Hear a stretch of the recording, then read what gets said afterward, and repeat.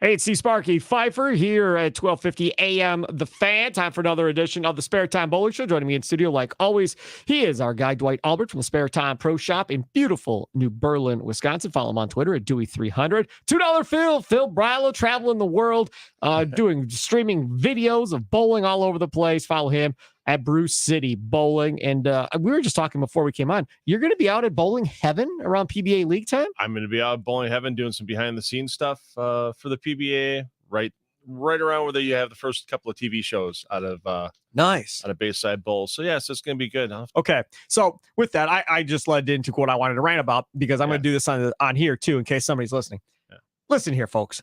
I've never been to Bowling Heaven. I'm going to get to Bowling Heaven at some point after all of our kids move out. So I'll be 70. I'd like to too. You want to go too, right? Absolutely. Ashley and I, we talk about it every year. Yeah. Okay. So we all want to go. Okay. But Phil Brylow, you said something, and we've had the owner of Bowling Heaven on. What's his name again? Charlie Mitchell. Charlie Mitchell. How do you forget Charlie Mitchell? Yeah. And he's got an unbelievable business, right? We've talked about it all the time. They got rooftop going on. They got weddings. They got like 2 full kitchens. Like, it's insane the amount of money that man is making.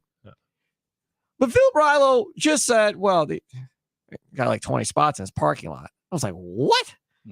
20 spots in his parking lot? Well, where all these people park? Wow. You can pay for parking across the street. Wait a second. Now, hold on. I got to go bowling, and then I got to pay for parking, too. I'm just going to tell you this. I'm not paying for parking to go bowl. I'm not doing it. There's no way. That is Bowling Heaven. They should just give him that land and let him make that his parking lot. And then if there's no bowling going on, people can park there. I don't really care one way or the other, but that should be his parking lot. And the city of Portland, Maine would have no exposure, none, zilch, nada, if it wasn't for Tom Clark and the PBA, and namely Charlie Mitchell's bowling establishment, for even being in Portland, Maine. Nobody would even know you existed in Portland, Maine without the PBA Tour and Tom Clark. And this dude's scrounging around the 20 spot or whatever, however small it is, parking lot. That's lunacy. That's absolute lunacy. We should get the mayor of Portland, Maine on this show. I swear to God, this is the dumbest thing I've ever heard of. I mean, think about it. Yep. You've got bowling alleys with huge parking lots, and they have a problem filling league play for a week. This dude here is rolling in money with weddings and everything else, and you don't even have a big enough parking lot to have a league in? So the PBA comes, and these dudes all got to pay for their own parking? Yeah, you got to park all the fans. No. All the fans will be parking. They save the parking in the lot for PBA staff and PBA bowlers, and then everybody else is either street parking. There's more than 20 guys coming, though. Well, like I said, it's 20. It's around 20. There's Maybe probably more than 20, but carpool. It's great. Well, a lot of them will carpool because you try to get a hotel out there near Bayside.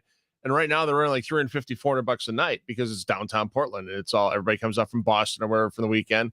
Oh yeah, hotel room prices are just stupid high. Time the hell out. And that's not tied into Bayside. Hold on.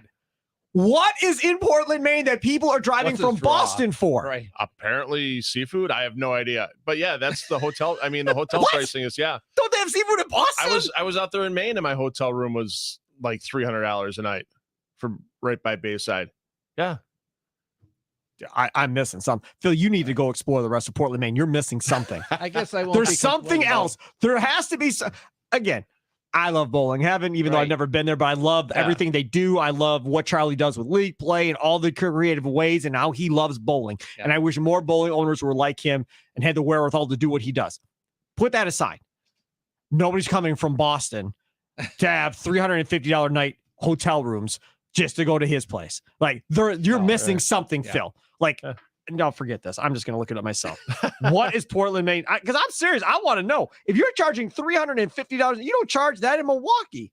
Right. What? I just was going to say, I won't be complaining about South Point at 160 a night. Oh, hell no. That's cheap. Yeah. What is Portland, Maine? Yeah. If it comes up bowling, I'm going to lose my mind. That seafood must be really good. Look at this. Okay, here we go. 15 downtown. best things to do in Portland, Maine. This is on Google. Yeah. The Portland Museum of Art. Pass. Yeah. The Portland Headlight. So it's like a light tower. Okay. Yeah. Portland Observatory. Okay, you get to go up in the air. Okay. Victoria Mansion, Old Port, Allagash Brewing Company, Casco Bay, Peaks Island. That sounds cool. That's where you're going to. Okay, so Casco Bay and Peaks Island, maybe that's where people are going to vacation. Sure sounds like Door County to me. Right? Yeah, kind of. It's kind of that vibe, yeah. Right. With the little shops and everything Door else. County's expensive too. The International Cryptozoology Museum. Weird. Tate House Museum, Fort Williams Park, Coastal Maine Botanical Gardens, Two Lights State Park. So there's a lot of outside stuff to do. May I remind you that there's no mention of Charlie Mitchell's place, I just was going to say that. Which is total and complete Bayside crap. Bowl. Yeah. Yes. So yeah, Bayside Bowl puts them on the map. There we go. Why is Portland, Maine so popular? Given its waterside location, Portland offers unbeatable access to several hot weather hangouts.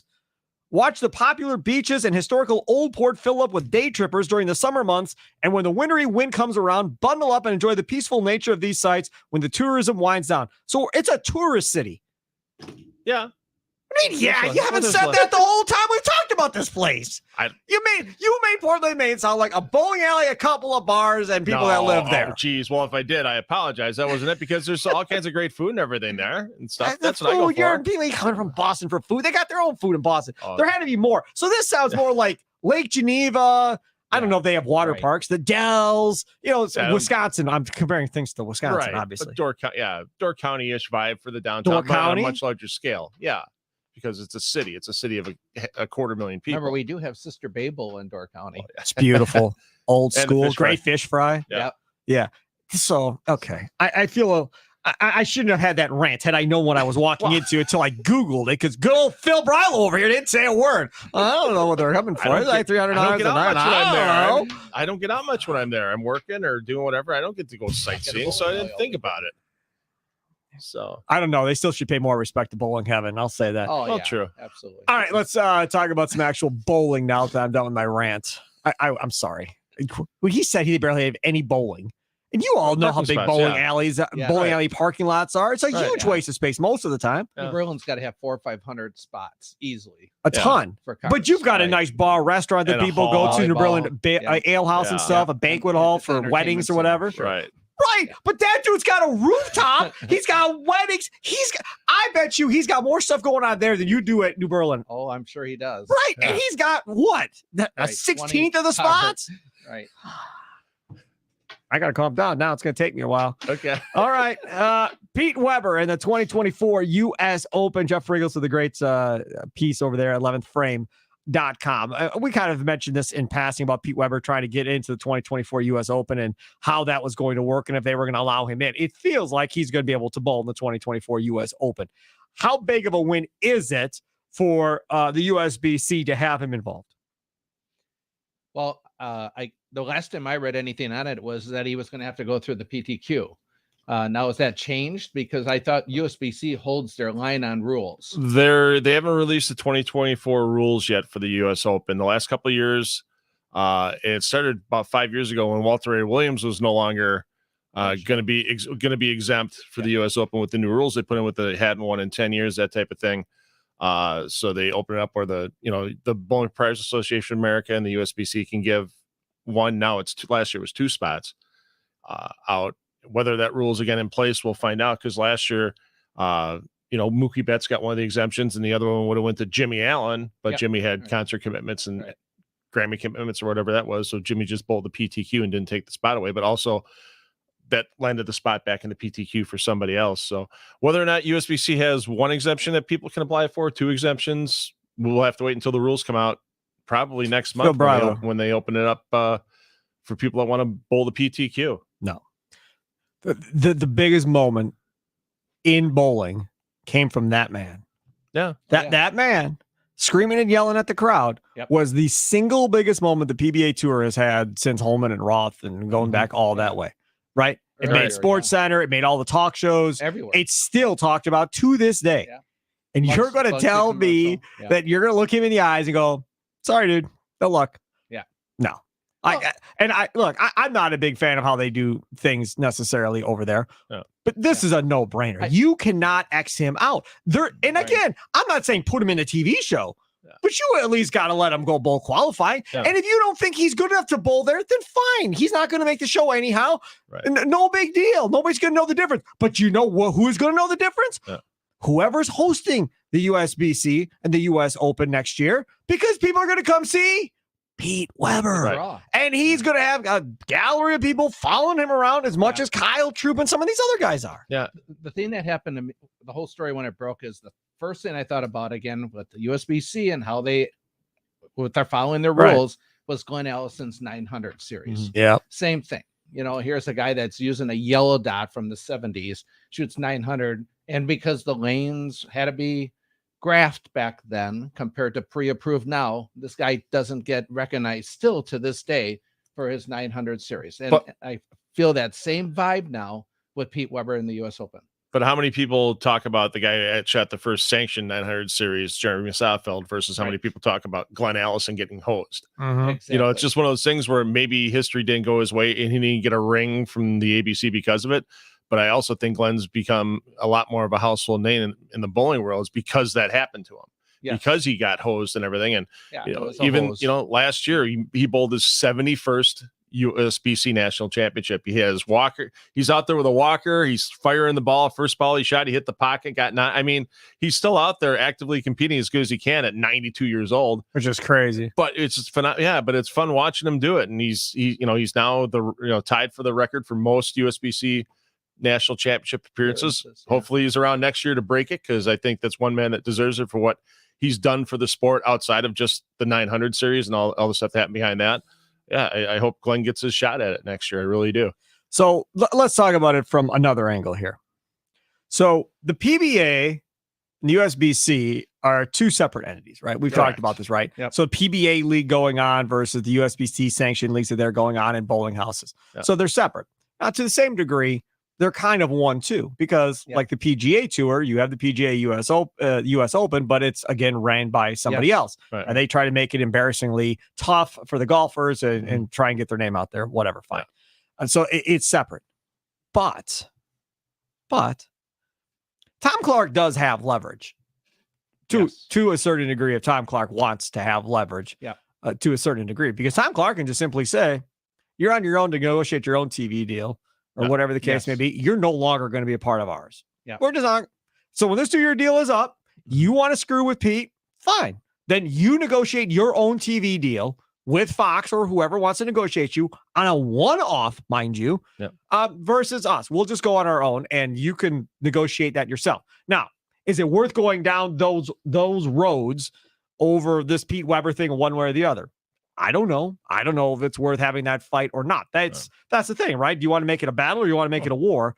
And how much does Tom Clark believe that Pete Weber should be in it or not in it? And how much of a voice will he have in it? Like, does he make a call and be like, come on, man, like figure this out? Right. Like, this is crazy. Like, does he get actively involved? Maybe he has been actively involved on the phone trying to get Pete Weber into this thing. I just think the sport suffers if you don't allow this dude to go. Absolutely. Yeah. I mean, if there's an exemption needed, Pete's going to have to write that letter. And, Pete's had some issues in the past with the USBC. I was in the booth at the US Open in 2018 after Pete withdrew because he didn't. Pete doesn't have issues with people. What are you talking about? I know. When he flat There's out no bad blood with Pete Weber and anybody. Well, he flat out said, Chad Murphy, you suck. He does. On air. So what's the issue? So he said the truth. Oh, whatever. Get over it. Don't have such thin skin. I'm sure it's not the only time in life Chad Murphy's been totally sucks. It's not the first. I mean, seriously, if somebody said, Tom Clark, you suck. Okay, well, do you know how many people have told me I sucked at my job? I know. Oh, my God. I had that at the PB3. Yeah, somebody, you're terrible at your job. Yeah. Okay, fine, whatever. Whatever, you move on. I'm here, you're not. Again, if you allow everything to be so personal, get out of the line of business you're in. Yeah, Right. but let's say Chad holds a grudge or USBC holds a grudge or they don't do an exemption this year, that kind of thing.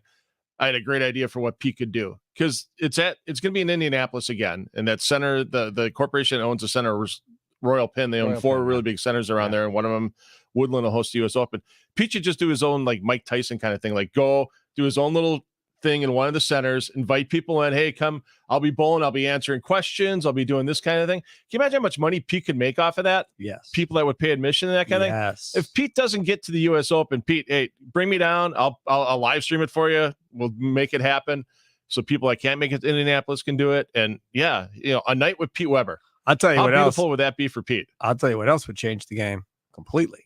Pete Weber did that, and a bunch of these bowlers were like, "You're not putting Pete in. I'm gonna go bowl with Pete. I won't be at the U.S. Open this year. Yeah, I'm gonna there go you bowl go. over here and bowl." Now, what happens if the top 5, top 10 bowlers aren't there? Yeah. And they're all bowling over with Pete in some Support exhibition, Pete over USBC, right? yeah. And they're doing their own thing. And Yeah. now, what's Chad Murphy going to say? Was it worth it?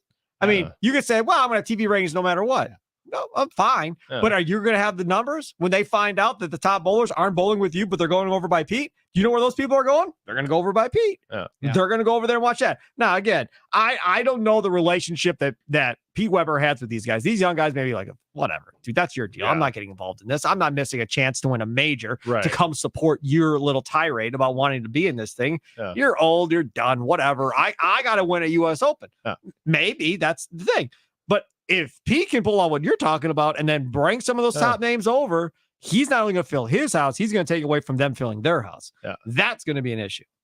It's amazing when there's a lot of people that on social media that don't care for Pete and his antics and the whole type of deal. But when this story broke, and then I love reading the comments from people, I mean, 90% or higher were in favor of supporting him on this. So even though the people don't like him, they want to see him win. So this is the thing.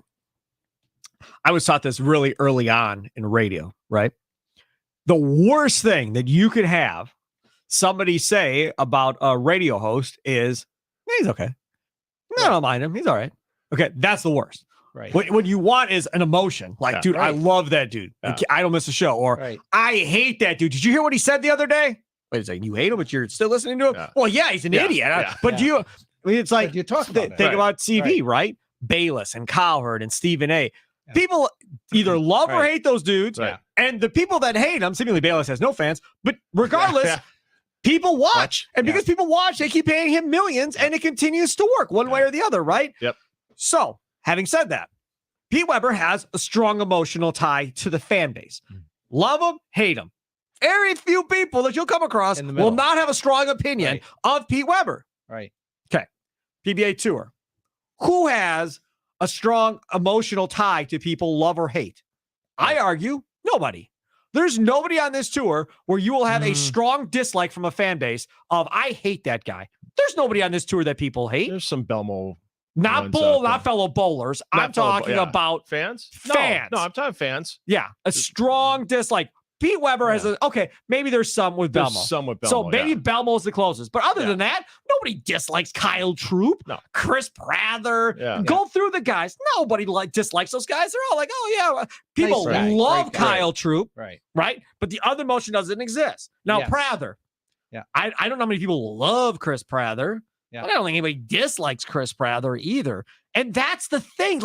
And that's what, if I could just have a time to talk to these dudes, that's the biggest thing. Yes. Your personality. Now, not everybody has a personality like that, right? Right. But if you have that boisterous personality, don't hold it down deep inside of you because you're on TV. Yeah. Be who you are. Right. If you like Deion Sanders, he don't give a damn if there's a TV camera in front of him or no TV camera. Yeah. Same dude all the time. Yeah. Stephen A. Smith, same dude. You can go in a media room, same dude as what you see on TV. Yeah. He is no different. He is that guy all the time, right? Again, That's real. Again, Pete doesn't have to try. It just naturally comes to him. That's the thing. He loves that to be the villain in the wrestling lane deal. But the wrestling fan tie-in makes him get it even more. Yeah. Right. But he doesn't have to try it. He's just so good naturally at it. Right. Yeah. But that's what I say. You can't force it. If you force it, people are going to know you're fake. Yeah. Right. And I always said that when I did the radio shows was if I'm drunk at a bar and I say something different than what I said on the air that day about a certain topic, I'm a fake. Mm-hmm. And I promise you, there are dudes that work on radio that when they're drunk, they will tell you, that's just for the radio. I don't actually believe that. Get them drunk. They're going to tell you everything. Yeah. But again, that's why, for me, you can hate me. That's fine. You can love me. I'm always going to tell you what I think one way or the other at the end of the day. That's what you want. That's why we talked about last week, Kevin McEwen being that guy. Yeah. That is what you want. Now, you may not have anybody hate him necessarily, but there's something about him. And Tom Clark was right, even though I cringed when he said A Star is Born. Yeah. he's right. He's got that something Yes. that is going to draw fans in. Now, will they ever find a villain in the PBA Tour again? I have no idea. Well, but maybe it's a younger guy that's coming up that's going to be cocky and boisterous, but you got to be able to win some. Right. You don't have to win all, but you've got to win a couple titles if you're going to be cocky and boisterous and running your mouth all the time. Yeah. Last time anything came up that even compared to Pete Weber would be Rash versus Belmo's matches on Perfect. Yes. right on TV. Right. Would love That to was the see- water bottle thing. Yeah. Which, by the way, there are no more plastic water bottles ever Right. seen on TV but again. there's a true hate between those two guys and Yep. dislike, and obviously everyone And wants there's to see other them bowlers bowl that- each other. that don't like Belmonte either. He's not the Right. only one. There's others too. Yeah. Yeah. But I think there's others that don't like Rash either. So, Right. Yeah. I mean, you have that kind of split. But now take those two out of the mix. Are there a lot of other things going on? And if there are, and there may be, it never gets to TV. Yeah. So the Right. fans don't know. So you can't build off of the drama. Yeah. That's the one thing, like we talked about before numerous times with NASCAR and IndyCar. If I wreck you, guess what? I get you next week. Right. Bowling, okay, in qualifying, but nobody's Yeah. watching. Right. So I may get you on TV in 2 months if I get back to TV, or if you get back to TV, then we have to be lucky enough to face each other on TV. That's kind of what sucks. Like football, right? Packers, Bears, big rivalry, even though the Bears suck. Packers, Bears, big rivalry. Okay. So the Packers hammer the Bears. And now you wait how many weeks before you see it again? Yeah. Right. You don't get to go back and play them right away next week and then let them make adjustments. That's what makes it difficult when you're talking about what we're talking about, or tennis, Mhm. another individual sport or something like that. Yeah. Golf's even more impossible because you got to get to the final foursome with somebody in order to have that rivalry flare up. Yes.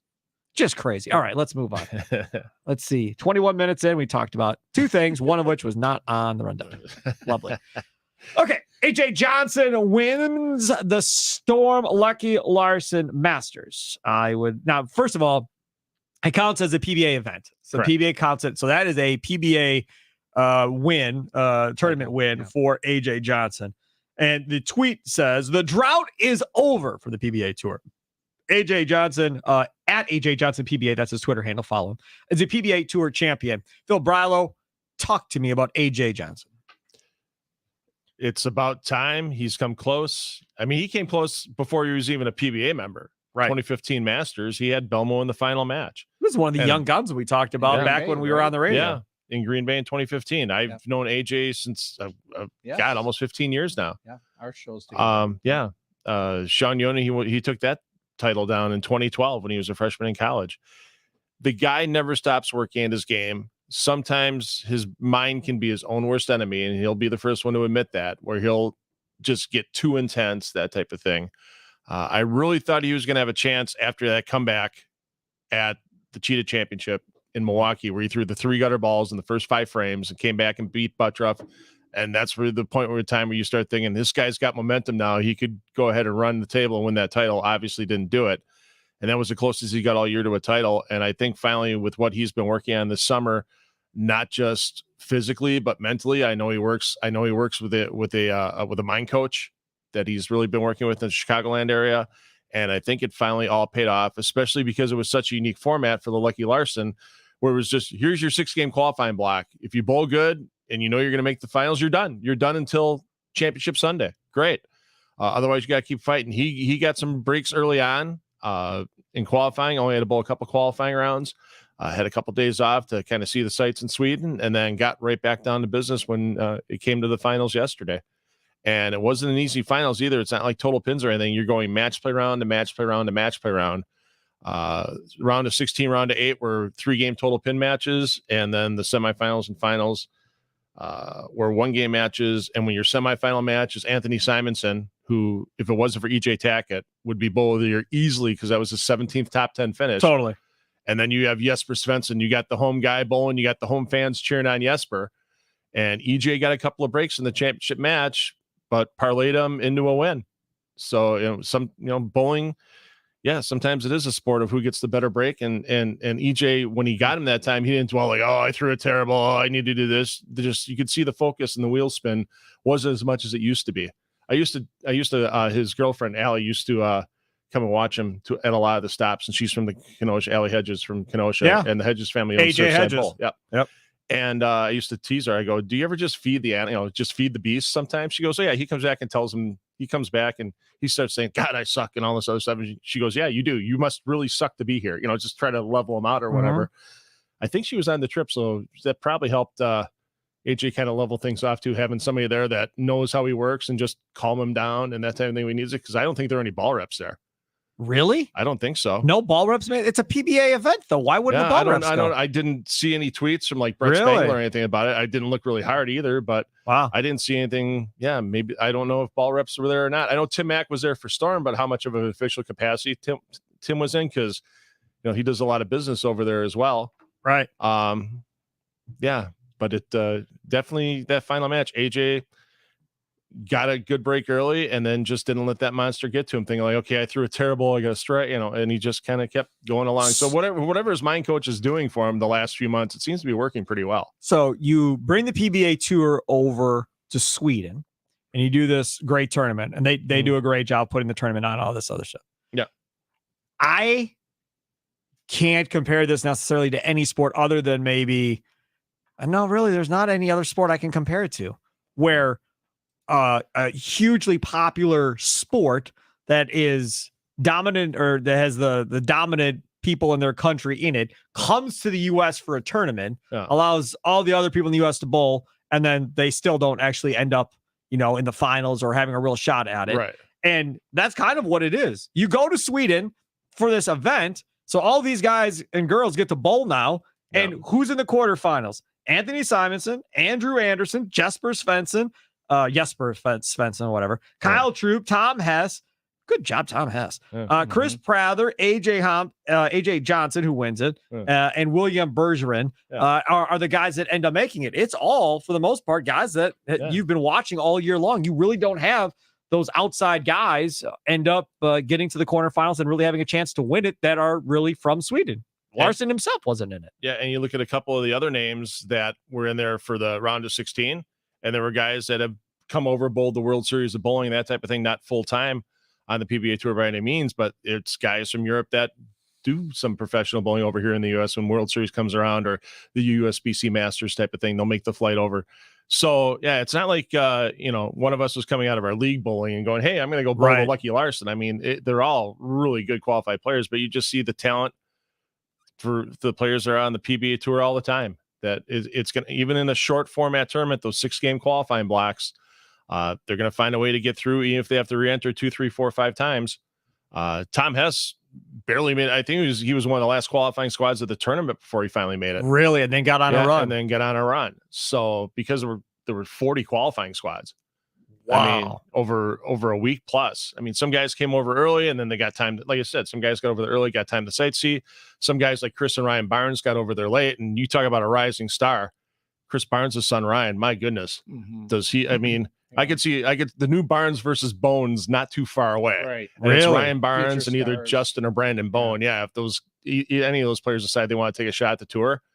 Yeah, they have tour, and Ryan did it in such a short period. He didn't really start taking the game seriously though, like his junior year in high school, and now he's a sophomore at Wichita State, and he's junior team USA again for the second straight year, and just phenomenal how much he's worked at his game. Sure, he has great, coaches and genes with Chris and Linda, but he works so hard at his stuff. If he's not in class, he's on the lanes. He's always learning. So he loves it then, obviously. Yeah, absolutely. So why wouldn't he follow it to the PBA Tour? So there were pictures of Dad, of Chris watching Ryan during the round of 16 match, and how much coaching Chris was. I said it was pictures. So I'm sure Chris was helping him out a little bit here and there if Ryan was looking for it. Imagine seeing that kid at a tournament. You got to be like, oh damn. Come on, man. I don't want to deal with this. You got to be kidding me. Chris Barnes is your dad?